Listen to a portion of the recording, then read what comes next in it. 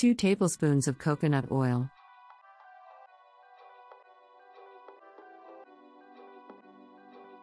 Clovers, cardamom, cinnamon, ginger, garlic, chopped onion. Then 1 tablespoon of salt.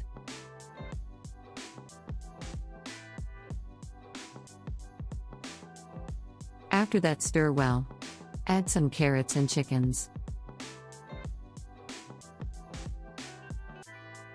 Add minchi leaves.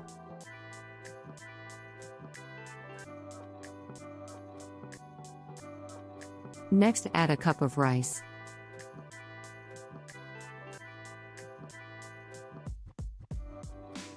And a glass of water.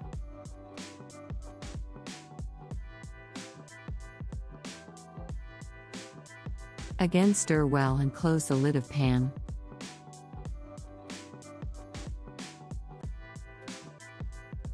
Ten minutes later, add some tomatoes.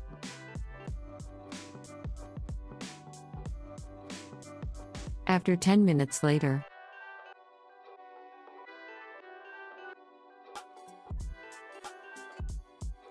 add 4 cups of coconut milk. Then add a few of lemon juice.